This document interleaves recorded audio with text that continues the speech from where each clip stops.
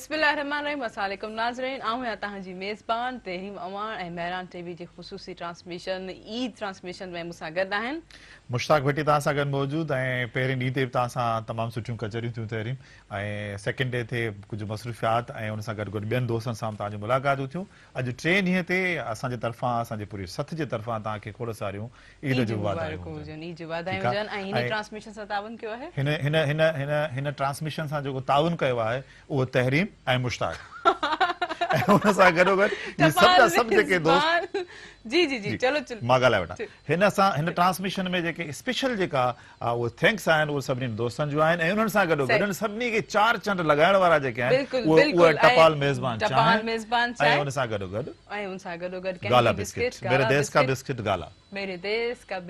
गाला जंहिं बिस्किट में कणिक ऐं उन सां गॾोगॾु बेदे जो हिकिड़ो मिक्सचर ऐं तमामु सुठो ज़ाइको ऐं ख़ासि करे वरी टपाल मेज़बान चांहि में जेके तव्हां बिस्किट ॿोड़े खाईंदा तव्हां चार चंड लॻी वेंदा। ऐं जेके असांजी टपाल मेज़बान सिंध जी सुञाणप आहे। जी हां बिल्कुलु। ऐं उहे रिश्ता जेके तव्हां खां परे आहिनि उनखे पंहिंजा करण लाइ हिकिड़ी टपाल मेज़बान जी चांहि जी प्याली थी वञनि त उन खां पोइ ॿियो को बहानो ई कोन्हे। बिल्कुलु। ऐं हिन वक़्तु तव्हांजे हथ में चांहि वारो सिलसिलो बिल्कुलु टपाल मेज़बान जो बिल्कुलु ऐं टपाल मेज़बान जे हिन चांहि सां गॾु ऐं उन सां गॾोगॾु बिस्किट सां गॾु पंहिंजे प्रोग्राम खे पंहिंजे शो खे पाण अॻिते वधाईंदासीं। बिल्कुलु अॻिते वधाईंदासीं। लेकिन जीअं त तव्हांखे ख़बर आहे असांजे सॼे पाकिस्तान जी आवाम चांहि पीअण ॾाढा शौक़ीन आहियूं। तव्हां मूंखे बि ॾिसो था त हीअं हाणे स्टार्टिंग में मुंहिंजो पहिरियों कप आहे कंटिन्यूसली मुंहिंजा ॿिया बि कप थींदा चांहि जा ऐं मुक़ाबिलो जो बिल्कुलु बिल्कुलु मुक़ाबिलो हूंदो। ऐं जीअं सुबुह जी चांहि हुजे या शादियुनि में चांहि न हुजे ईअं कॾहिं थी नथो सघे या वरी असांजी कंहिं दावत में चांहि न हुजे त ईअं कॾहिं थी नथो सघे। माना शादियूं मुरादियूं हुजनि मेला मलाखड़ा हुजनि त उते मेज़बान चांहि हूंदी।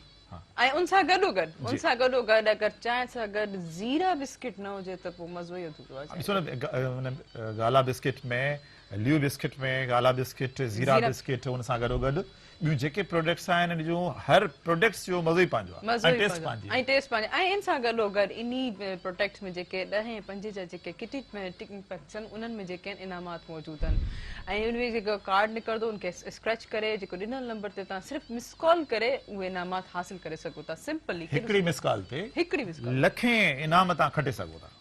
ऐं ॾिसो हिन ईद ते स्पेशल जेके आहिनि उहो पहिरें ॾींहं खां वठी ॿिए टे ॾींहं ते तव्हां असां सभिनी खे ॿुधाईंदा पिया था हलूं त तव्हां वधि वधि इनाम खटियो ऐं स्क्रैच कयो ऐं नंबर खे तव्हां हिकिड़ो दफ़ो मिस कॉल मिस कॉल ॾिसो न मिस कॉल ना ई असांखे मैसेज सेंड करण जी ज़रूरत आहे ना ई असांखे कॉल करे पंहिंजो बैलेंस ज़ाया करण जी ज़रूरत आहे। हिकिड़ी मिस कॉल ते सिर्फ़ु जस्ट मिस कॉल वेंदी आहे त असां उन ते असांखे इनामात मिली सघनि। एॾी सुठी फैसिलिटीज़ मेरे देश का बिस्किट गाला। जी हां अवां सभिनी खे खोड़ सारियूं वाधायूं हुजनि। मेहरान टीवी जे हिन लाइव शो में तव्हां सां गॾु मौजूदु तहरीम ऐं मुश्ताक ऐं असां सां गॾु तव्हां सभु असां सां गॾु मौजूदु आहियो।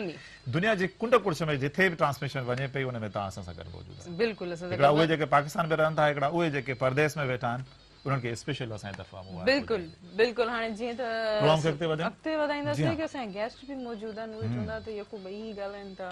हा त होस्ट जो कमु कयो आहे। असांजे जेके उहे साथी कंपेयर पिया आहिनि उहे असांजा गेस्ट जेके आहिनि अच्छा उन्हनि सां पंहिंजी मुलाक़ात करायूं दोस्तनि खे। बिल्कुलु बिल्कुलु आउं जल्दी ते टाइम बिल्कुलु वेस्ट न कंदमि। हुसैन ख़ासकली साहब खे भलीकार कंदमि ऐं ईद मुबारक तव्हां सभिनी खे बि ईद मुबारक। ऐं असांखे जेके ॾिसनि पिया हिन सॼी दुनिया में असांजी जेके ज़बान सम्झनि था उन्हनि खे बि असां खोड़ सारायूं ईद जूं वाधायूं ॾियूं था। तव्हांजी वॾी महिरबानी। अॼु असांजो उहे बि फैमिली त इहा ई हूंदी आहे तव्हांखे ख़बर मेहरान टीवी पाण कंपेयर रामसर अदाकार ऐं ॾाढी ख़ुशी बि थिए त अॼु पंहिंजनि सां वेही ईद बि थिए। ईद जो टियों ॾींहुं 2 ॾींहं ॾाढा सुठा गुज़रिया घर में वेही गुज़रिया छो जो अॼुकल्ह जे हालात अहिड़ा आहिनि घर में वेही गुज़ारे थियो। अॼु टियों ॾींहुं जेको आहे तव्हां सां त वधीक रंगीन थी वियो। चलो 2 ॾींहंनि खां पोइ तव्हां ॿाहिरि निकितो असां सां गॾु जेको आयो ऐं कंटेंट को निकितो ऐं ईद असां सां गॾु टियों ॾींहुं इंजॉय कंदो बिल्कुलु यकीन। महिरबानी। पर तव्हां सां गॾोगॾु म्यूज़िक जॾहिं हूंदो आहे इन शइ में 4 चंड लॻी वेंदा आहिनि। बिल्कुलु इहा हक़ीक़त आहे। हुनमें इलाही जॻहियुनि ते नंढपण खां ॿुधायो मौसीक़ी रूह जी ग़िज़ा आहे। बिल्कुलु। ऐं उन रूह खे अञा वधीक ताज़ो करण जे लाइ जंहिंमें टपाल मेज़बान चांहि हुजे मौसीक़ी हुजे ऐं उन आवाज़नि में वकार दानिश जो आवाज़ हुजे त ओहो वाह वाह वाह वाह वकार दानिश भाई तव्हांखे असां भलीकार चवंदा ऐं तव्हांखे ईद मुबारक हुजे। खैर मुबारक आप दोनों को भी और मेरी तरफ से मेहरान टीवी देखने वाले तमाम दोस्तों को तमाम सामुईन को, और साथ साथ जितने भी पूरी दुनिया में जितने मुसलमान इस वक्त ईद सेलिब्रेट कर रहे हैं सबके लिए बहुत सारी दुआएं और सबके लिए बहुत सारा प्यार और ईद की बहुत ज़्यादा मुबारक। जी हाँ, थैंक यू, बड़ी मेहरबानी। अच्छा, वकार भाई को तो मुख्तलिफ मेहरान टीवी के शोज़ वगैरह में सब देखते रहते हैं, लेकिन फिर भी हम बताएं कि बहुत ही ये साईं बैंड जो है ये हैदराबाद और पूरी सिंध के मुख्तलिफ इवेंट्स में आप जाते हैं, गाते हैं, पाकिस्तान के मुख्तलिफ इवेंट्स को भी आपने ज्वाइन किया हुआ, जिसमें आपकी डायरेक्शन भी ज़बरदस्त होती है, म्यूज़िक डायरेक्शन, इसके साथ साथ आप बजाते भी ज़बरदस्त हैं और गाते भी ज़बरदस्त हैं। तो हम आपको वेलकम करते हैं। इसके साथ साथ हमारे साथ मौजूद हैं मशहूद लोधी साहब। कैसे हैं जनाब? हम आपको वेलकम कहते हैं। बहुत ही जबरदस्त गिटार आपने हाथों में लिया हुआ है। मुझे दिल से तो जाऊं पकड़ बजाया पेरी साईं भले भले। अच्छा, मतलब ब्रेक में आपको देंगे, मतलब ही चवंदा तो शायद मुझे वजाण को कोई काबिल न हो जाए ना। ईद का दिन है, तोड़ देंगे बच्चों की ख्वाहिशें पूरी। ये बात है, ये बात। मशहूद भाई तो सुन हो गया है, मशहूद भाई सुन हो गया है कि पता नहीं गिटार देना पड़ेगा। अच्छा,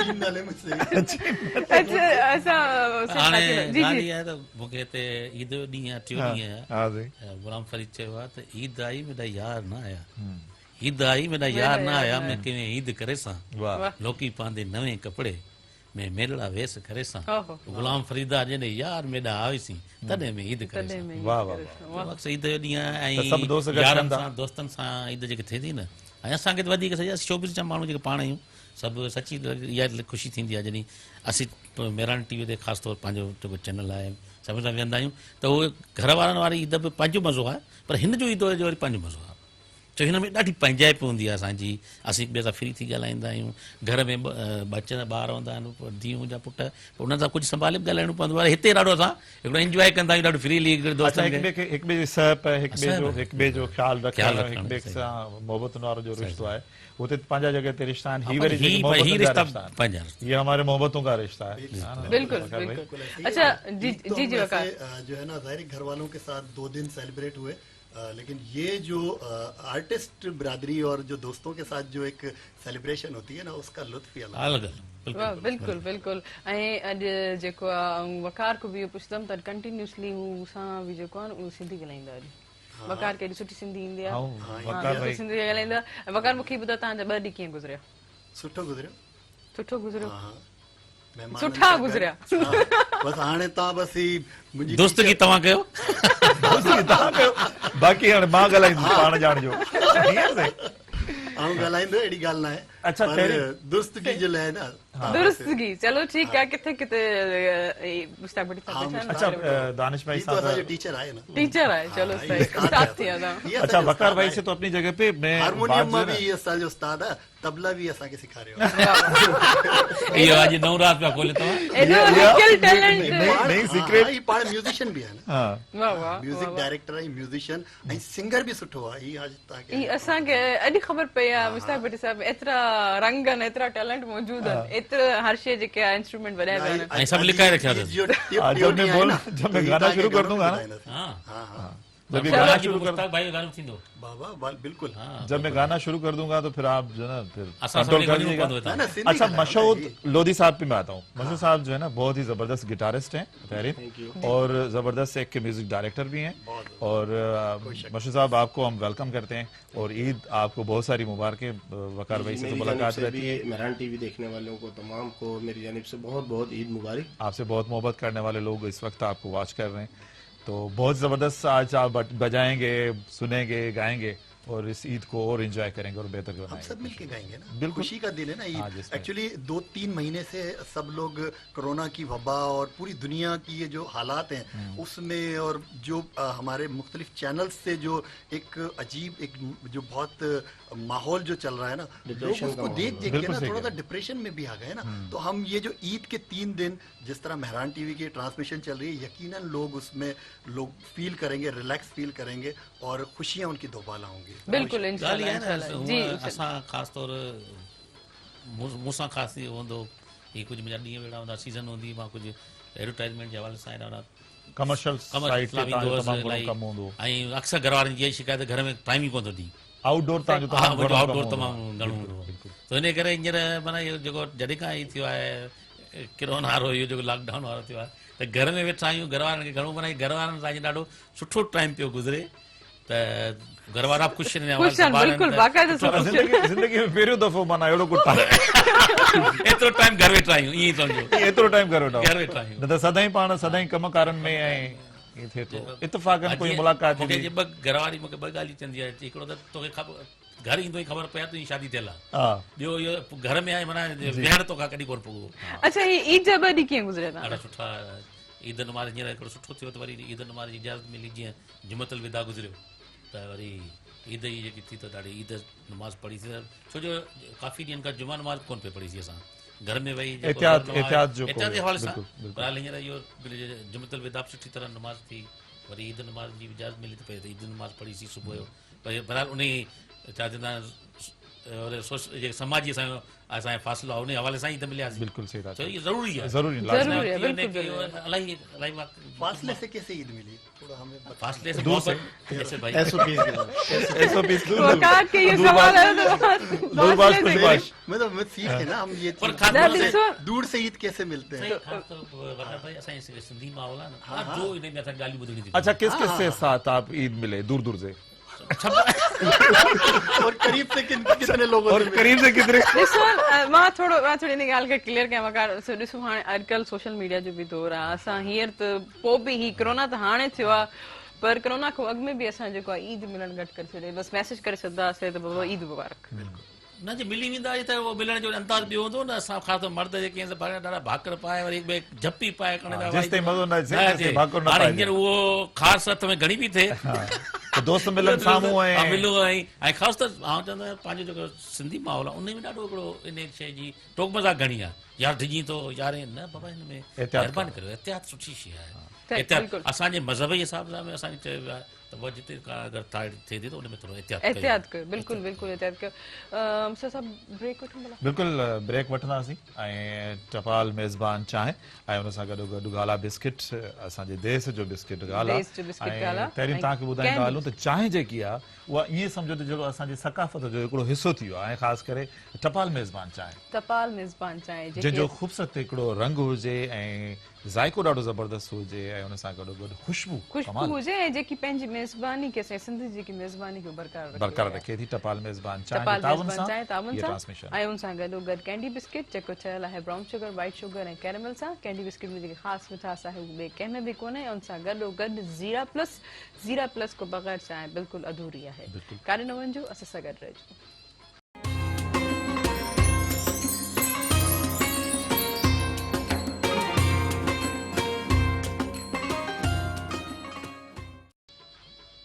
वेलकम बैक नाज़रीन हिकु दफ़ो ॿीहर जेको आहे तव्हांखे भलीकार ऐं ईद जो तव्हांखे ईद जे 3 ॾींहं जूं तव्हांखे लख लख मुबारकूं हुजनि ऐं हिन प्रोग्राम ख़ुसूसी ट्रांसमिशन ई ट्रांसमिशन सां ताउन कयो आहे अगरि मौक़ो मिले तव्हांखे पंहिंजे दोस्तनि खे गॾिजी मिली विहण जो त टपाल मेज़बान जी चांहि को बहितरीनु ॿियो को मौक़ो कोन्हे ऐं उन सां गॾोगॾु गाला बिस्किट जंहिंजी गाला बिस्किट ऐं गाला बिस्किट जी पाण ॻाल्हि कईसीं त उन मंझि बैदो ऐं उन सां गॾो गॾु कणिक ऐं उन सां गॾो गॾु जॾहिं ॿिन्ही जो जॾहिं मिक्सर हिकिड़ो ठहे थो त ऑटोमेटिकली हिकिड़ो ज़बरदस्त हिकिड़ो टेस्ट ठही थो वञे जेका पाण अॻु में बि इहा ॻाल्हि कईसीं त हीउ जेको बिस्किट आहे हिन बिस्किट खे जेकॾहिं तव्हां वरी असां जेकॾहिं खाइण वारे अंदाज़ में जॾहिं अचूं था उनखे त उहो चांहि में जॾहिं ॿोड़िजे थो त उहो टुटे बि नथो हिन जी क्वालिटी इहा आहे न बिल्कुलु बिल्कुलु ऐं इन जे करे असां चवंदा आहियूं त असांजे देश जो बिस्किट गाला ऐं जी थीम मूंखे ॾाढी वणंदी आहे असां एॾी ख़ूबसूरत थीम आहे तमामु सुठो जिंगल ठहियल आहे बिल्कुलु बिल्कुलु बिल्कुलु ऐं जो टेस्ट बि एॾो सुठो आहे ऐं जंहिं तरीक़े सां चवंदो त असांजी माना इन में रवायती लज़त मौजूदु आहे ऐं इहा हक़ीक़त आहे इन बिस्किट्स ऐं चांहि सां गॾु जेकॾहिं असां पंहिंजी ज़िंदगीअ जो ॾियारे जी जेका शुरूआत कयूं था ऐं उहा बि यादगार हिकिड़ी रहे थी सुबुह सुबुह जे टाइम ते चांहि सां बिस्किट चांहि सां बिस्किट अच्छा जीअं हाणे तव्हां चओ त सुबुह जे टाइम ते जीअं असां सभिनी पाकिस्तान जेके पाकिस्तानी आहियूं चांहि पीअण जा वॾा शौक़ीन आहियूं उहो सुबुह जी चांहि जो कप हुजे या शादी में चांहि हुजे या वरी शाम जे टाइम ते चांहि या वरी शाम जे टाइम ते चांहि हुजे या वरी दावतुनि में चांहि हुजे या वरी अहिड़ी कहिड़ी गैदरिंग्स में माना कोई अहिड़ो टाइम न हूंदो आहे पोइ बि चवंदा आहियूं त असां चांहि पियूं या ऑफिसिस वग़ैरह ख़ासि करे असां मीडिया में जेके दोस्त वेठा आहियूं चवंदा हर अधु कलाक खां पोइ चांहि जो कप ज़रूरु हुजे ऐं हुन सां गॾो गॾु वरी ज़ीरा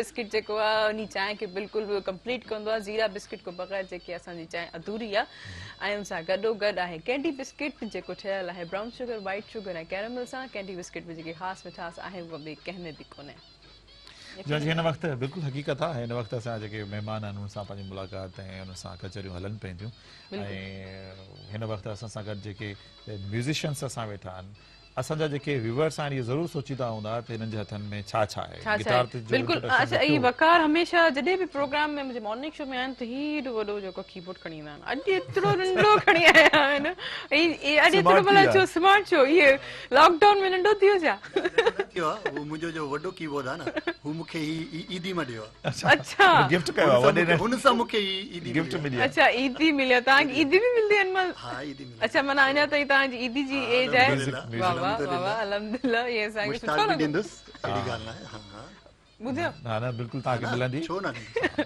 सही अच्छा हिन जे बारे में थोरो ॿुधायो हा हा ॾींदो ॾींदो न न न आऊं न ॾींदो दोस्ती कयूं न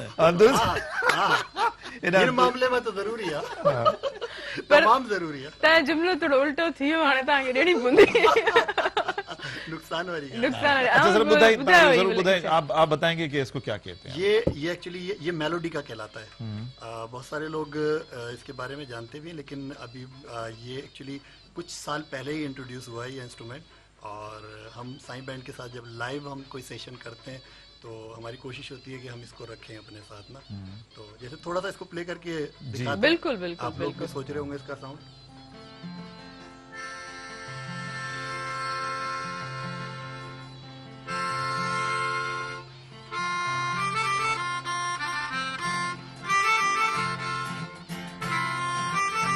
वाह वाह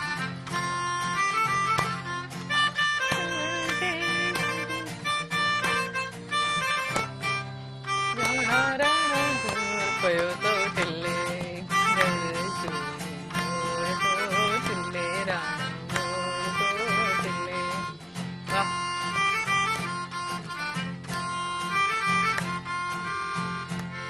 वाह वाह मोर तो टिल्ले साईं मोर वाह तो टिल्ले अच्छा ही इनके तहाँ पर इसको एक्चुअली हाँ ब्लो करना पड़ता है ना जैसे हम फ्लूट को हम एयर देते हैं इस तरह इसको भी हम हवा से अच्छा इसके बगैर नहीं चलेगा नहीं नहीं इसके बगैर नहीं चलेगा ओह ये तो बहुत मुश्किल है आपसे तो बिल्कुल ही नहीं चलेगा बरा जी बरा इन आहे त मौसीकी सां जेके जेके दोस्त जेके इंटरेस्टेड आहिनि उन्हनि खे वधीक ख़बर आहे उनको ज्यादा पता है कि भाई किस अंदाज से जैसे गिटार की बात जब हम करते हैं किस तरीके से अपनी उंगलियों के साथ इसकी फ्रीक्वेंसी से कम्युनिकेशन किस तरीके से करते ये हैं सही चयो वकार तो मुखो बिल्कुल भी मुखो तो इलेक्ट्रॉनिक ऑटोमेटिक भी न वरदो हाँ जेको ये असां नंढे हूंदे इस तरह असांजे मंगल फ़कीर हूंदा हुआ हिकिड़ी शहनाई हूंदी हुई ईंदी बीन और जेके किथे पई हूंदी उनखे हवा जे हिसाब सां हलंदो हो साथ हा उन वरी पोइ ईअं हिन जो बि फूक जे हिसाब सां जबरदस्त माना ये इंस्ट्रूमेंट जेके जदीद तौर जो वरी इंस्ट्रूमेंट आहे त बिल्कुल बिल्कुल अच्छा काफी ॾिसो अहिड़ी सिचुएशन्स रही तव्हां ॿ ॾींहं ईद घर में गुज़ारी अॼु तव्हां असांजे सेट ते टियों अॼु बि घर में ई सम्झो बिल्कुल बिल्कुल ई त घर ई आहे पर जीअं तव्हां चयो त फैमिली में थोरो रिज़र्व रहणो पवंदो आहे ऐं पंहिंजे कुलीग सां थोरो इंसान ईज़ी फील कंदो आहे त हीअ लॉकडाउन जी सिचुएशन्स ऐं पोइ रमज़ान पोइ ईद कीअं आहिनि सभिनि खे ॾिठो था ॻाल्हि इहा तव्हांखे ॿुधायां पहिरीं ॻाल्हि त आउं पंहिंजे इलाइक़े में हिकिड़ो समाजी वर्कर बि आहियां माशाअल्लाह हीउ जेको दौरु आयो हुन में असांजो ख़ासि तौर फनकार असां जेके शोबिस जा ॿिया हर माण्हू बेरोज़गार थी वियो घणे क़दुरु उन में बि असां कोशिशि कई उते पंहिंजे हिसाब सां जेके बि असांजा मुख़ैर हज़रात हुआ या समाजी तंज़ीमूं हुयूं या जेके अहिड़ा माण्हू हुआ उन्हनि खां राशन कुझु कलेक्ट करे खोड़ सारा अहिड़ा मसइला हुआ के अहिड़ा माण्हू हुआ जिन खे अगरि कैश जीअं हींअर रमज़ान जो महीनो आहे त गुज़री वियो त उन में फितरो ऐं ज़कात उनखे बि थोरो उन्हनि माण्हुनि ताईं पुॼायोसीं उन्हनि खे ताकी उन्हनि जी असां हिन जेके घर में कोन वेठासीं इन हवाले सां पर इहा कमु कयोसीं जेकी वबा आई इन में काफ़ी इंसानियत असांखे नज़र आई इंसानियत असांखे नज़र आई इंसान जेको आहे हिक ॿिए जो हमदर्द थियो हिक ॿिए जो हेल्प करण में अॻ में नज़र आयो बाक़ी हाणे ईद त हिकिड़ी तव्हांखे ख़बर आहे त असांजे जेके इस्लामी हवाले सां ख़ुशियुनि जे हवाले सां हिकिड़ो ॾाढो असांजो हिकिड़ो अहिड़ा ॾींहं आहिनि जेके ॾाढा हिकिड़ा सुठा ॾींहं हूंदा आहिनि पर इहे हींअर इहो जीअं तव्हांखे ॿुधायो अॻ में ईद ॾींहुं बि घर खां निकिरी वेंदा हुआसीं दोस्तनि सां मिलण हेॾा होॾा पर हींअर टई ॾींहं अॼु तव्हां सां 2 ॾींहं ईद घर सां ॾाढो घर में सुठी इंजॉय कई चलो इंजॉय करण जी ॻाल्हि आहे त वकार असां मौजूद आहिनि त इनको ख़ूबसूरत गीत था ॿुधी वठूं वकार थी वञे गीत बिल्कुल होगा एक गीत शाह साहब का लिखा हुआ शाह अब्दुल लतीफ भिटाई रहमतुल्लाह ताला अलैह का लिखा हुआ एक गीत जो कि सराइकी और उर्दू में साईं GM सैयद साहब ने उसे ट्रांसलेट किया, वाह, उसको हम आप लोगों के लिए पेश करेंगे। जबरदस्त। वाह, जबरदस्त।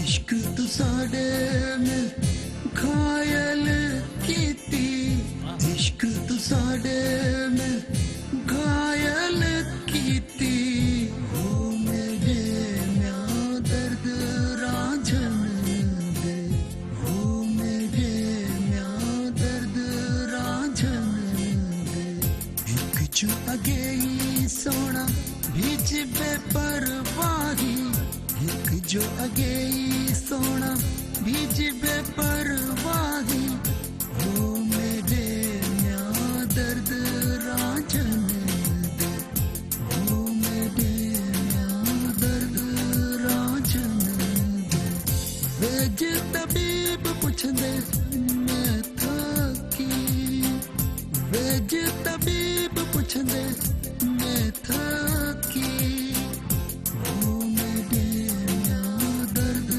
रांझन दे, वो मेरे म्यां दर्द रांझन दे।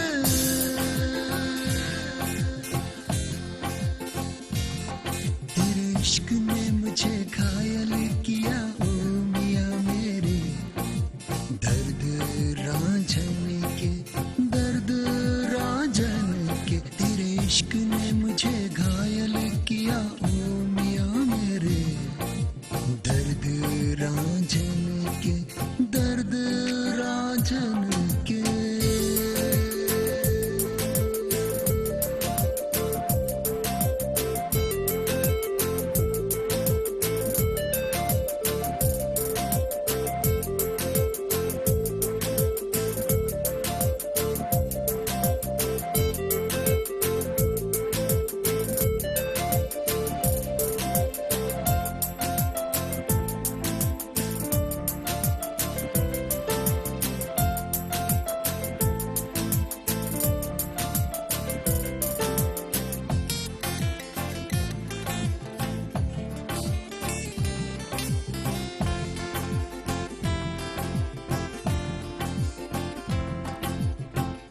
इश्क रांझन दा लगा मैनू माही, रात्यां डी दरमां दी, लोकां खबर न काई,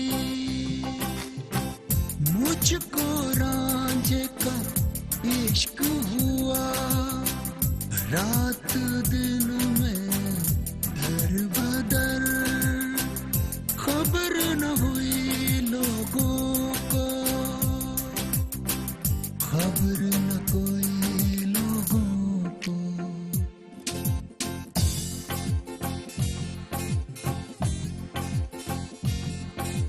दारूहीन दर्द जो आही तू इलाही, दर्द रांझन दे, दर्द रांझन के, दारूहीन दर्द जो आही तू इलाही, दर्द रांझन दे, दर्द रांझन के।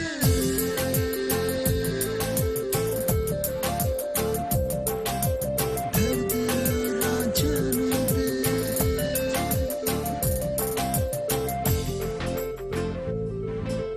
दर्द रांझन दे। नंढे हूंदे ॿुधी तुंहिंजी सारा इश्क, जवानी में विधई साड़े, लॻई छल वाह इश्क, वाह मां केरु थींदो आहियां बुखारी, वाह वाह, महर ऐं मजनूअ जा कढिया तो ला इश्क। इश्क त इश्क आहे न साईं। इश्क आहे। वाह वाह वाह ऐं तमामु ज़बरदस्त, सुठी तमामु मौसीक़ी सुठी। आहे, तमामु पर सुठी मुश्ताक composition। साहब ब्रेक तलदासीं, ब्रेक खां पोइ कंटिन्यू कयूं था जीअं त नाज़रीन हिन ख़ुसूसी ट्रांसमिशन ईद ट्रांसमिशन असां सां ताउन कयो आहे टपाल मेज़बान जेकी सिंध जी असांजी सुञाणप आहे इन सां गॾोगॾु कैंडी बिस्किट जेको ठहियल आहे ब्राउन शुगर वाइट शुगर ऐं कैरेमल सां कैंडी बिस्किट में जेकी ख़ासि मिठास आहे उहा ॿिए कंहिं में बि कोन्हे उन सां गॾोगॾु जी जी हिन ख़ूबसूरत हिकिड़ी ट्रांसमिशन ऐं ईद जी टी ट्रांसमिशन 3 ॾींहं जी जेका ट्रांसमिशन आहे उहा सभिनी जे समातुनि ताईं नज़रुनि ताईं ऐं हिन वक़्तु चांहि ऐं जेकॾहिं चांहि जी पाण जॾहिं ॻाल्हि कई जीअं टपाल मेज़बान जी ऐं टपाल मेज़बान सां गॾोगॾु कैंडी बिस्किट सां गॾोगॾु असां एंजॉय कंदा पिया था हलूं गाला बिस्किट खे एंजॉय कंदा पिया हलूं ऐं हिन वक़्तु हिकिड़ो ब्रेक वठूं था ब्रेक खां पोइ वापसि ईंदासीं वरी कंदासीं कचरियूं हलूं था हिन वक़्तु ब्रेक ते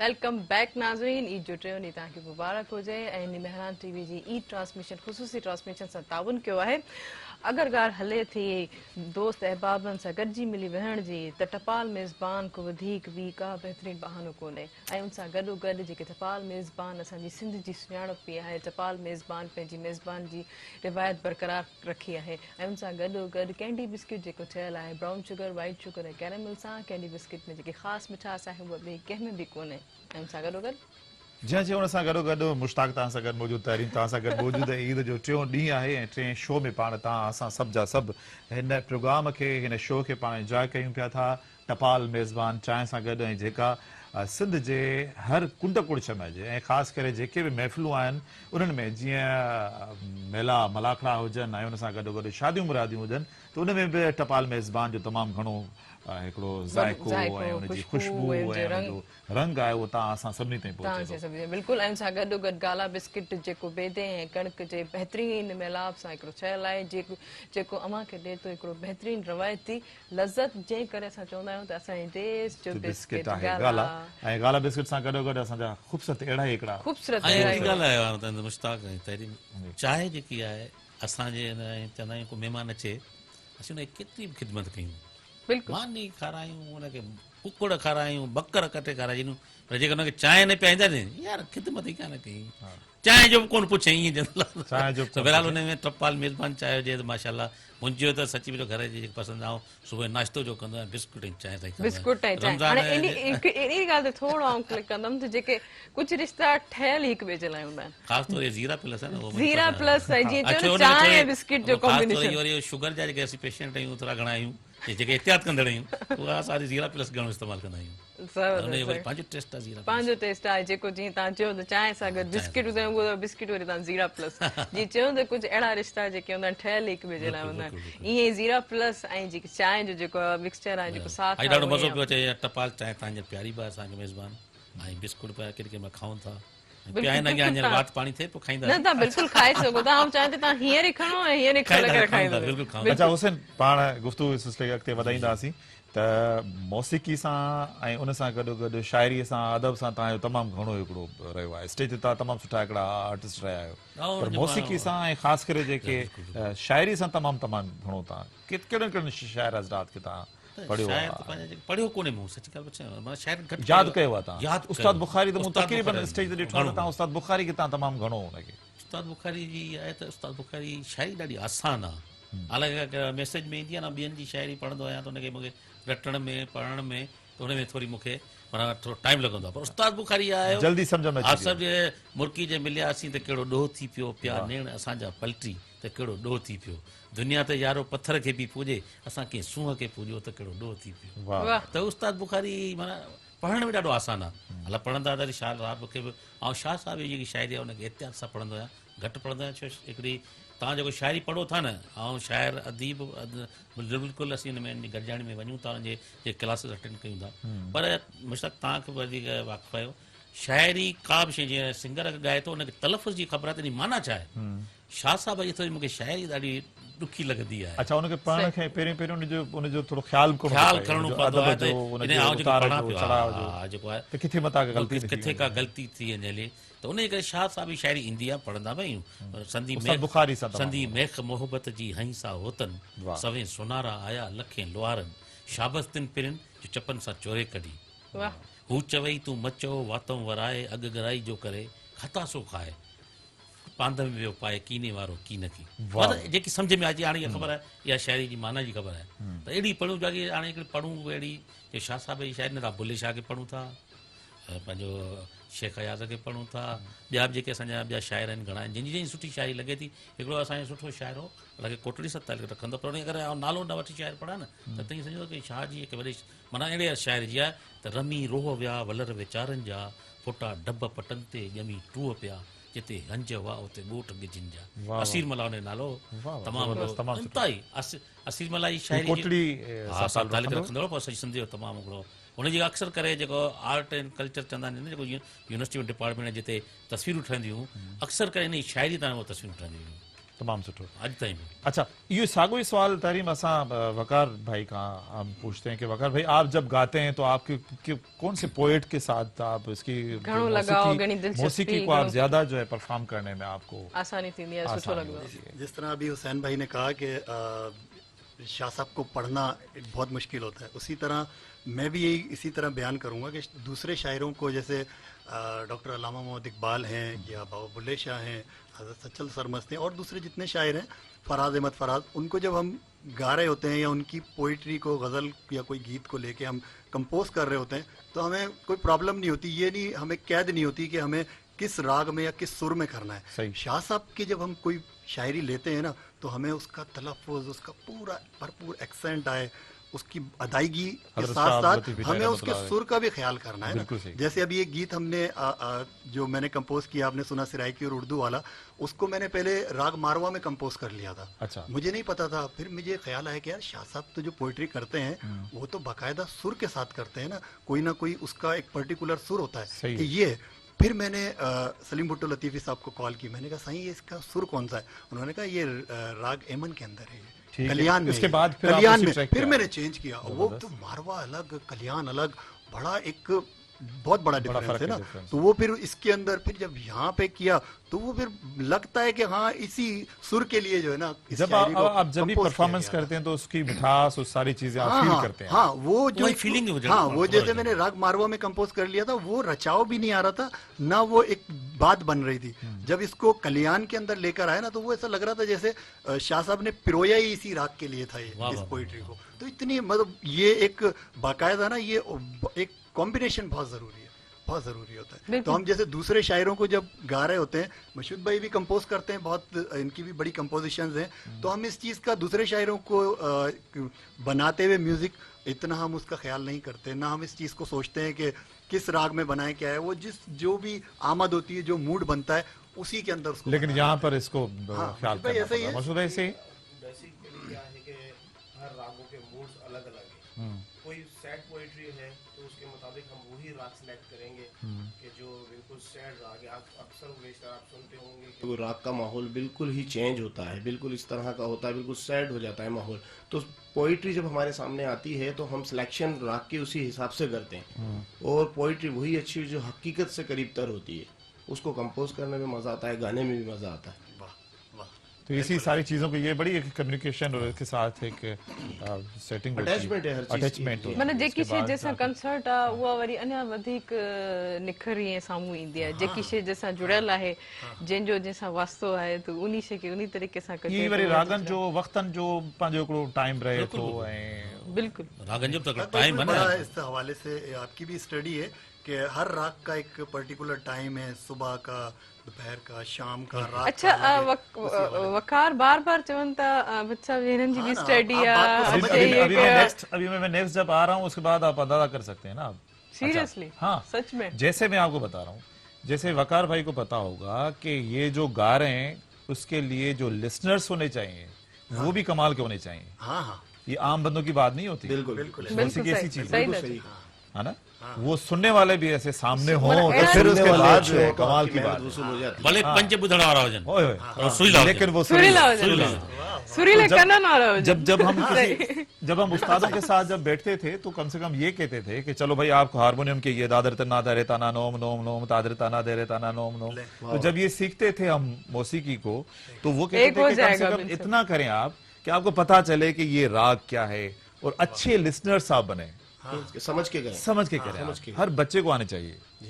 तो ये मौसीकी एक भला ये तहां कमाल केतरी की बात। मौसीकी सीखी? यही वही मैं कह रहा हूँ कि इतना इतना आना चाहिए कि अच्छा सुनने के लिए आपको इतनी मौसीकी का पता होना चाहिए। भला एतरी तहां सीखी वियो। गाना आप भली न गाएं, लेकिन ये कि सुनने के लिए आपको आप मौसीका भी तरीम इतना ज्यादा लोगों को यहाँ बैठ के इतने बड़े बड़े आर्टिस्टों को सुन चुकी हैं, यकीनन आपका भी म्यूजिक का जो एक लिसनिंग की जो एक स्किल है Listening वो बहुत power। डेवलप हो गई होगी ना, आपको भी फील हो जाता होगा। नहीं, ये मजेदार मजा भी नहीं लग आ रहा रहा। है हाँ। ऐਵੇਂ ही बस। ये सवाल मुझसे आज वकार मुझे पुछियो आहे। हकीकत भी है तो मुझे जेके बाबा साईं आहिनि वो ख़ासि तौर ते सूफ़ी म्यूज़िक ऐं लतीफ़ साईं खे घणो ॿुधंदा आहिनि नंढपण खां वठी। ऐं पहिरियों त सम्झ कोन ईंदी हुई त ही छा ॿुधनि था, हिननि जी छा कैफ़ियत थी थिए, एतिरो छो पसंदि कनि था। गाॾी में बि जॾहिं वेंदा त उहे ईंदा, लेकिन हाणे जॾहिं हिते मेहरान टीवी चैनल ते अची करे हाणे ख़बर थी पए त हिन राग जो हिन सुर जो ही मतिलबु आहे। ऐं वाकई बाबा साईं जो उहा कैफ़ियत उहा तारी थियण जी जी थोरो पहिरीं जेको हूंदो थोरो उमिरि जो बि जेको हूंदो आहे तक़ाज़ो हा हूंदो आहे। तक त उहो बि राग माना जेके हूंदा अॻु में बि जॾहिं महफ़िल में वेंदा हुआसीं त अगरि को क्लासिकल अची ईंदो नौजवान ये छा पियो करे बोर पियो करे। हाँ। पर वरी असांजे जेके वकार भाई जहिड़ा ऐं जेके अहिड़ा खोड़ सिंगर आहिनि जेके वरी हिननि अची हुनखे जिदत ॾिनी। माना अगरि मिसाल उहो हिकिड़ो असांजो शाह साहिब जो कलाम जा गिटार ते हिन ते कीबोर्ड ते या उन माना अहिड़ी जिदत ॾिनी त वरी अॼुकल्ह जा नौजवान बि जेके उनखे उन गाइनि था। कलाम खे मकसद पसंदि भी वही था कि जो है ना हाँ। न्यू जनरेशन तक जो है ना वो उनकी ही म्यूजिक के मूड के बच्चा साथ है उनखे मैसेज को अहिड़े राग में ॻाइजे आम माण्हू न सम्झे, उनखे आसान राग करे वही क्लासिकल हाँ सही ॻाल्हि है। माना क्लासिकल करे उनखे वरी जेको आहे त उनखे अॼुकल्ह उहो नौजवान पर मूं त पहिरीं उमिरि जो हिसाबु हूंदो त जीअं तव्हां चओ त मूंखे पहिरीं बाबा छा पियो ॿुधे, सही माना सही बिल्कुलु अॼु उहो ई साॻे ई राग आहिनि पर उनखे हाणे सुठे सम्झ अंदाज़ में सां अचे वञे। मतलब ये कि मौसीकी को जो न्यू जनरेशन है या बच्चे जो जिस तरीके से उसी को अपने इन्वायरमेंट के साथ साथ उनके साथ भी बैठना चाहिए, बच्चों को बैठाना बिल्कुल, चाहिए। हाणे जी वहाँ से ॾिसो बंदा जो है वो पूरी दुनिया में एक छोटी सी आपकी बात को ही आगे बढ़ाऊंगा मुश्ताक जी। भाई, पूरी दुनिया में इस वक्त म्यूजिक को लेके बहुत सारी स्टडीज हो रही हैं, वो उसको हेल्थ के सेक्टर में तो बिल्कुल यूज सही। किया ही जा रहा है। Therapies होती हैं। मुख्तलिफ डिजीज के को जो है कैंसर ना का वो भी इलाज इस ट्रीटमेंट वक्त के लिए हाँ, वो आप माशाल्लाह रिसर्च से चल रही है, हाँ बिल्कुल। ट्रीटमेंट के लिए भी, और साथ साथ बच्चों को आप देखेंगे कोई भी छोटी सी चीज आपने अगर उसको याद करानी है ना, आप म्यूजिक की ट्यून के साथ आप उसे पढ़ा दें फौरन से याद जल्दी आ याद हो जाए। हाँ बिल्कुल जल्दी हाणे हिन ॻाल्हि जल्दी तव्हांखे वकार भाई ॻाल्हि अॻियां थो वधायां। अॻु में असां जेके NGOs वग़ैरह प्रोग्राम कंदियूं लेक्चर हलंदा हुआ और कंहिं बि शइ ते हिकिड़े लेक्चर हलंदा। अॼुकल्ह असांजे ड्रामनि जेका आर्टिस्ट आहियूं उते वञी उन जी मौज़ू उहो ई बसि उन ड्रामो कयूं था माण्हुनि खे उहा Easy सम्झ में बि अचे थो वरी इंटरटेन माना वाकई थिएटर में performance थिएटर में। में हिकिड़ो अदाकार हिकिड़ा साम्हूं अचनि था त हिकिड़ी आसानी थी थी बिल्कुल सही वञे। पढ़ पढ़ इल्म हज़ारा कभी अपने आप ਨੂੰ पढ़िया ही नहीं, जहाँ जहाँ वढ़दा है मंदिर मसीता कभी अपने मन विच वड़िया ही नहीं, एवं ही लड़दा है शैतान नाल बंदिया कदी नफ्स अपनी नाल लड़िया ही नहीं, आके पीर बुले शाह आसमानी पढ़ना है केड़ा तेरे मन अंदर वसदा है उन कदी पढ़िया ही वाह, तो उन ॻाल्हि आहे त हिकिड़े मन जूं ॻाल्हियूं आहिनि, हिकिड़ी उहे ॻाल्हियूं आहिनि जेके जेको उन ॻाल्हि खे सम्झे मक़सदु हाणे जी ॻाल्हि उन शइ बिल्कुल खे सही, बिल्कुल सही, जबरदस्त जबरदस्त सही। त पर हींअर मुस्ताक साहब ब्रेक जो टाइम थियो आहे, ब्रेक वरितासीं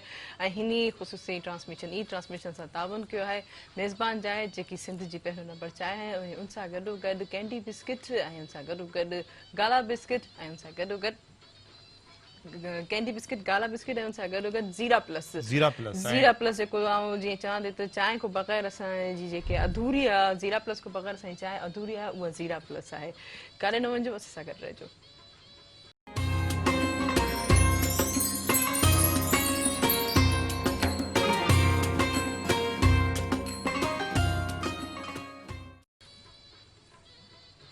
वेलकम बैक नाज़रीन ख़ुसूसी ट्रांसमिशन सां तावन कयो आहे। टपाल मेज़बान जेको सिंध जी पहिरियों नंबर चांहि आहे, टपाल मेज़बान जेके रिश्तनि खे मज़बूत बणाए ऐं ख़ासि तौर ते रिश्तनि में जेको अहिड़ो प्यार भरो रंग भरे। अगरि तव्हांखे का ॻाल्हि करणी आहे पंहिंजे प्यारनि सां त उनखे सभु अॻु में जेका टपाल मेज़बान जो चांहि जो कप पीआरे पंहिंजे दिलि जी ॻाल्हि करे सघो था। ऐं हिन सां गॾोगॾु कैंडी बिस्किट जेको ठहियलु आहे ब्राउन शुगर वाइट शुगर ऐं कैरेमल सां।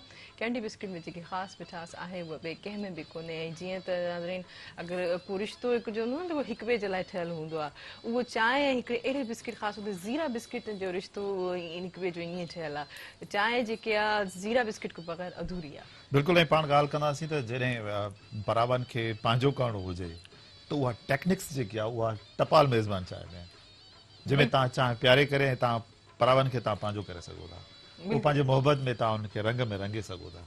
ऐं हुन सां गॾोगॾु काला बिस्किट जेको असांजे देश जो असांजे बिस्किट देश जो आहे। बिस्किट आहे गाला। बिल्कुलु हमारे देश जो ये एॾो सुठी थीम जे मूंखे पहिरियों ई चयो त मूंखे घणो इंजॉय थींदो त मेरे देश का बिस्किट गाला असांजे देश जो बिस्किट अच्छा गाला। उन देश जे बिस्किट जी ॻाल्हि आहे जॾहिं पाण पहिरियों फर्स्ट जेको शो कयो होसीं त अली मुराद खां जेका सो मुर्तज़ा मजबूर ऐं सभु पाण गॾु वेठा हुआसीं त उन तमामु सुठे नमूने सां यकतारो छपड़ी हारमोनियम पकवास ते तमामु ज़बरदस्त उन जी performance on the spot Gala biscuit Gala biscuit जो जेके 15 मिंट जे अंदर अंदर सां उन गायो तमामु परफॉर्मेंस कई ॾाढी ज़बरदस्त परफॉर्मेंस कई। ॾाढी ज़बरदस्त। ॾिसो मुश्ताक पाण तव्हां बिल्कुलु ई ॻाल्हि कयो चांहि जी ख़ाली ख़ासि तौर मेज़बान टपल चांहि सची वजह सुबुह जो जीअं असीं नमाज़ पढ़ी ईंदा आहियूं सभु फैमिली जा माण्हू जेके भाउर आहियूं असां पाण में त उहो पहिरीं सुबुह जो नमाज़ खां पोइ असां पहिरीं मुंहिंजे ख़ासि तौर घर मुंहिंजो घर वरी जेको आहे बाबा जो घर आहे ॿिया भाउर सभु अलॻि रहंदा आहिनि पर बाबा जो घर हो मूं उन में रहंदो आहियां त उते असांजो इहो त नाश्तो कंदा आहियूं गॾिजी सभु गॾिजी उते बाबा भाउर वरी भाईचा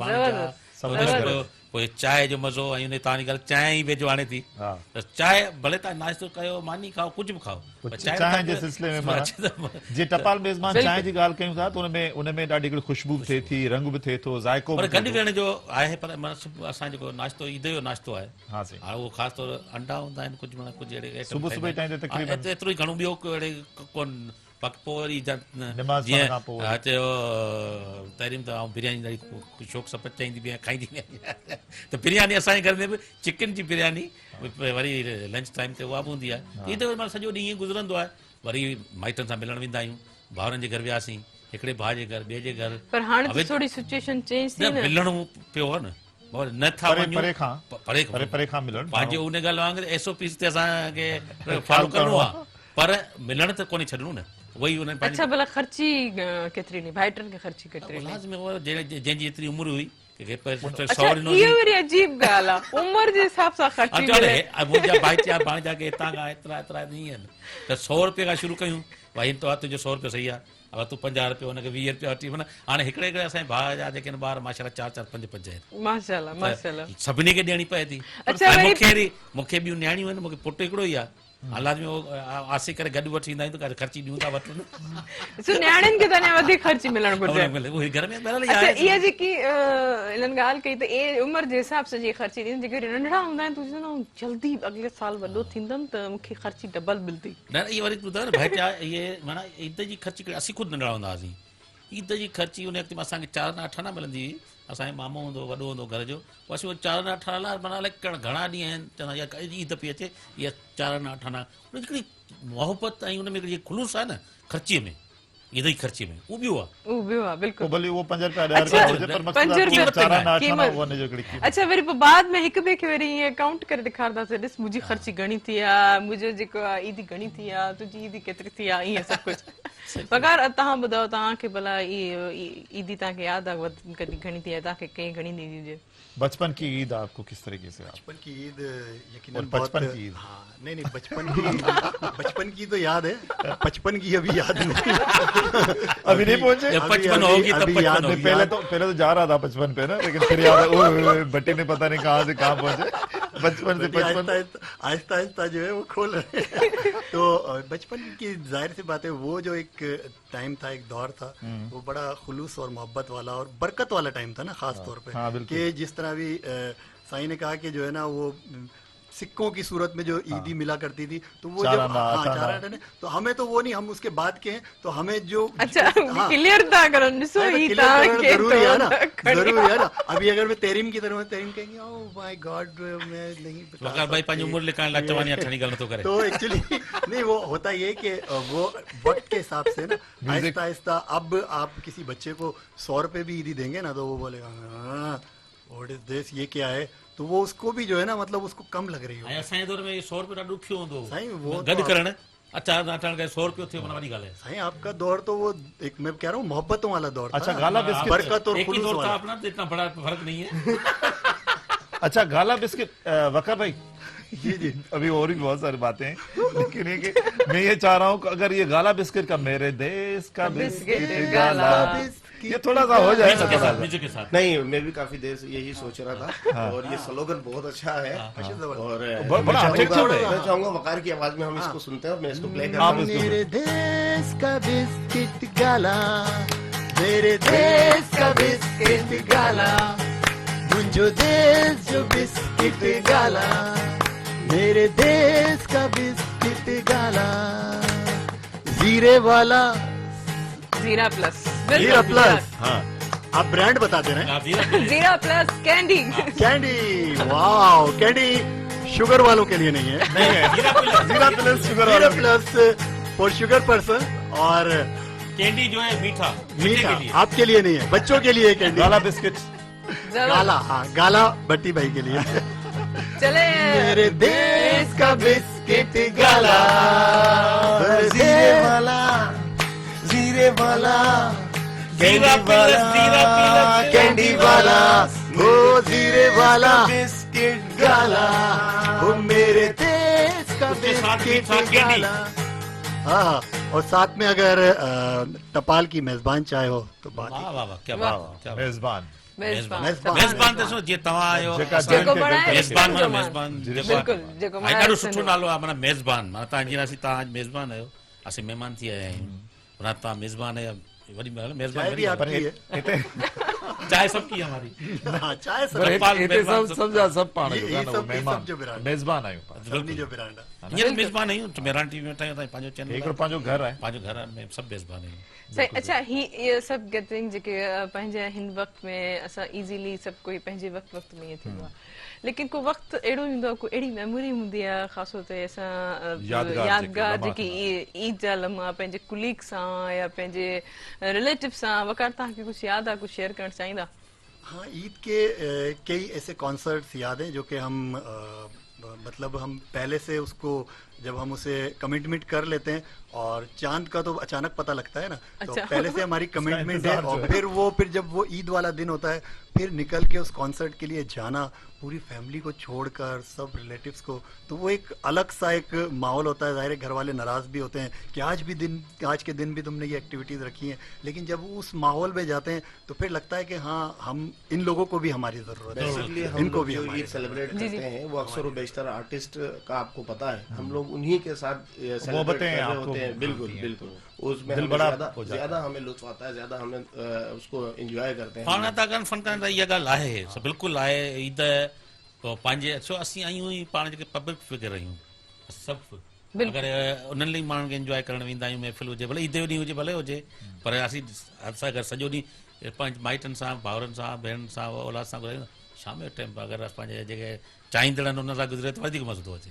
बिल्कुलु ऐं बिल्कुलु। इहा वॾी ॻाल्हि हूंदी आहे ईद जो ॾींहुं। ॿी इहा ॻाल्हि आहे त तव्हां असांजा हीअं जो टियों ॾींहुं पियो थो हले ईद जो न, त जेकॾहिं तव्हां असांजे जेके बि हिन वक़्त जा व्यूअर्स आहिनि, सिर्फ़ु असां हिन स्टूडियो में न आहियूं, पर असां हिन सही कैमरा दुनिया जे ॾिसी रही तवज्जो आहे। सां असां दुनिया जे मुख़्तलिफ़ माण्हुनि जी बिल्कुलु। नज़रुनि जे साम्हूं आहियूं, त जेकॾहिं तव्हां असांजे दिलि में का बि नंढड़ी शइ आहे उनखे माइनस करे सघो, इहा ख़तमु थियणु, उहो त ख़तमु थियणु बेसिकली तॾहिं त असांजी मेज़बान चांहि उहा सभिनी खे गॾु मिलाए थी, मिलाए इन थी। ई प्लेटफॉर्म ते, इन जी स्पॉन्सरशिप तां इहो ई हिकिड़ो पैगाम आहे त भई तव्हां महिरबानी करे तव्हां हक़ीक़त असां सां कुझु इहे वाक़िया थिया आहिनि, भाउरनि में, भेणनि में, मिटनि माइटनि में, पाण में कुझु वेछा थी वेंदा आहिनि, माना सॼो साल जहिड़ो न ॻाल्हाईंदा आहियूं हिक ॿिए सां, पर जॾहिं पर ईद ईंदी आहे जॾहिं चंड ॾिसबो आहे, चंड राति वञी हिक ॿिए खे मुबारकबाद ॾींदा आहियूं, वरी ईद जे ॾींहुं बि बाबा हाणे अॼु को ॾींहुं, पोइ माना उहो ॿिन्ही में हिकिड़ी नरमी, इहा कुदरती हिकिड़ो आहे असांजी ईद जो ॾींहुं अहिड़ो आहे कि ॿिन्ही में नरमी अची अच्छा, वेंदी ये माना थियो आहे। आहे असां वाक़ई खोड़ थियो वाक़िया अथनि, मूंसां ज़ाती तौर मूंसां ख़ुदि थियनि थियनि, भाउरनि जा, भाइटियुनि जा, थींदा रहंदा भेणनि जा। इंसान आहे, ज़ाहिरी ॻाल्हि। हा, मिटनि माइटनि में बिल्कुलु अहिड़ा मिटनि माइटनि में थियनि था,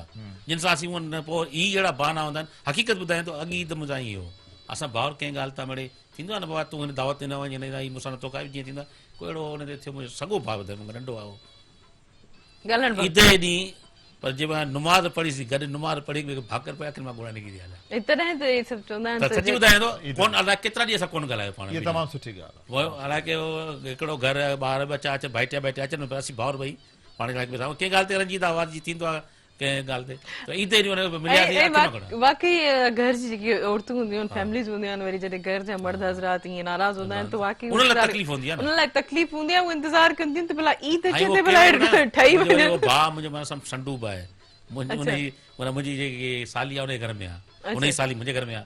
हाणे भई इहो बि हिकिड़ो रिश्तो, वरी उहे ॿई भेणूं पाण में, असीं ॿई भाउर पाण में न ॻाल्हायूं, वरी भाइटिया अचनि पिया, उहे भाइटिया त असांजी इज़त कंदा आहिनि, बाबा बि चवंदा आहिनि, चाचा बि चवंदा आहिनि, पर उहो हिकिड़ो ॾाढो थिए। पर ईद जेकी आहे न, तव्हांखे ॿुधायां, ईद में इहे सभु ॿार अचनि, ईद हिकिड़ो अहिड़ो बहानो आहे जो सभु मोहबतूं गॾु थी थी वञनि। हिकिड़ी ॿी ॻाल्हि आहे त वखर भाई, जैसे हुसैन भाई और लोधी भाई, इसमें ये सिर्फ ये नहीं कि सिर्फ आप हम सब, इसके साथ साथ मुझे तो बहुत सारी विशेष जो हैं वो गैर मुस्लिम, हाँ ये गैर बिल्कुल, मुस्लिम भी बिल्कुल। बहुत सारी विशेष, उसके मैसेजेस, उसके फोन कॉल्स और उसके साथ साथ ये बड़ी कमाल की बात है। तूं बि माण्हू मां बि माण्हू, उस्ताद बुखारी चयो आहे तूं बि माण्हू मां बि माण्हू, मिटी ॿिन्ही जी साॻी आहे। वाह, मूं वटि तोला मान वॾो आहे, मज़हब खां इंसान वॾो आहे। मज़हब पहिरीं इंसान थियूं, पहिरियों इंसानियत आहे, पहिरीं हाँ, इंसान था, थियूं न, बिल्कुल इंसान थियूं, मज़हब पंहिंजी जाइ थियनि, असीं सही। माना पहिरीं पैदा त इंसान था थियूं, बिल्कुल बिल्कुल पोइ तव्हांजी मुस्लमान हिंदू सिख ईसाई जेके बि मज़हब उहे था बिल्कुल। थियूं। पर हाणे उस्ताद साहब ब्रेक वठूं, ब्रेक बिल्कुल हिकिड़ो ब्रेक लाज़मी आहे। आउं चाहींदमि त तव्हां ब्रेक वठी वठो। हाँ बिल्कुलु, टपाल मेज़बान चाहे जंहिंजी तमामु सुठी ताज़गी, ज़बरदस्त हिकिड़ो रंग ऐं उन सां गॾोगॾु ख़ुशबेदार ऐं उन सां गॾोगॾु जेका बि असांजे हिन वक़्तु ट्रांसमिशन जेका हले थी, हिन टपाल जो जेको मैसेज तव्हां सभिनी जे समातुनि ताईं नज़रुनि ताईं जॾहिं वञे थो त बिल्कुलु तव्हांखे ताज़गी फील थींदी। ताज़गी, जी। तव्हां टपाल मेज़बान चाहे असां सां गॾु ज़रूरु चाहे खे तव्हां इंजॉय कजो, जे पंहिंजा ख़ुलूब जे चाहत सां जेके टपाल मेज़बान ठाहियो था ऐं जेकी रिश्तनि जो वधाए थी मान, उहा आहे टपाल मेज़बान। ऐं सां गॾो गॾु इहो बि ॿुधाईंदी हलां जेके असांजा ही गाला बिस्किट ऐं कैंडी बिस्किट ऐं ज़ीरा प्लस बिस्किट जा जेके टिकी पैक्स आहिनि, जेके 5 ऐं 10 रुपए जा नंढा पैकेट्स आहिनि, उन में इनामात बि मौजूदु आहिनि। उन में हिकिड़ो स्क्रैच कार्ड आहे, उनखे स्क्रैच करे उन नंबर ते जेको अॼु नंबर निकिरंदो उन ते तव्हां सिर्फ़ु मिस कॉल ॾींदा, सिर्फ़ु हिकिड़ो नंबर, उन ते तव्हां सिर्फ़ु मिस कॉल ॾींदा, तव्हां लखे इनामात, कीमती इनामात खटी सघो था। माना ईद जी तव्हांखे गिफ्ट आहे, हिन रमज़ान जे ईद जी तव्हांखे गिफ्ट आहे ऐं ज़रूरु तव्हां हिनखे इंजॉय कंदा। ज़रूरु इंजॉय कंदा। जी हिन वक़्तु हिकिड़ो वठूं था ब्रेक ऐं ब्रेक खां वापसि ईंदासीं, कंदासीं कचहरी।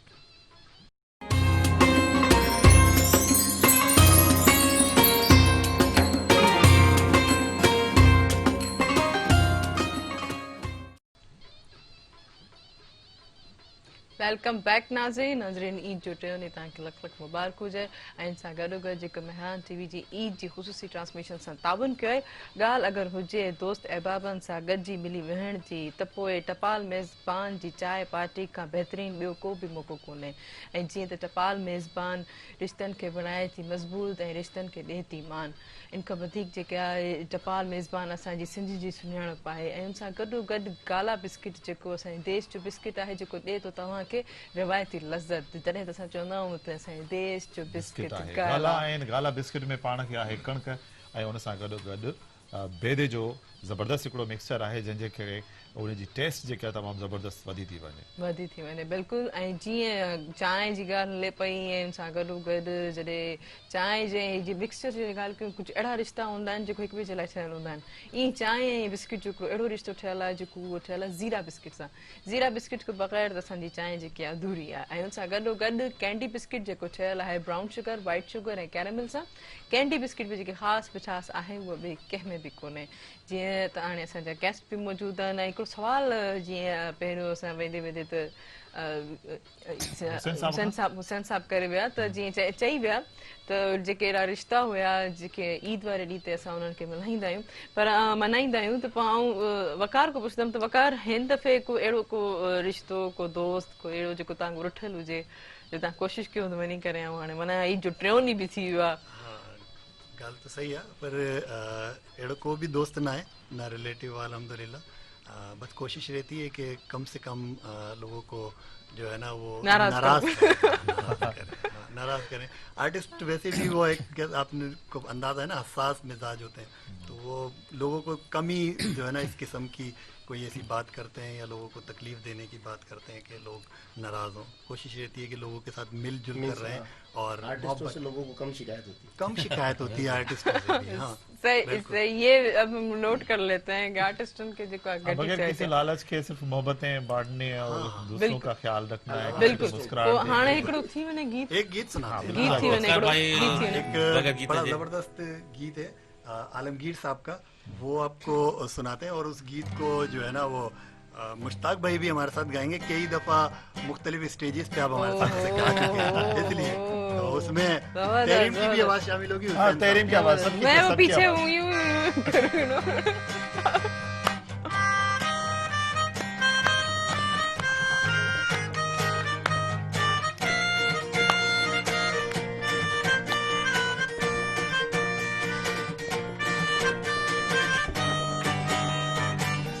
La la la la la la la la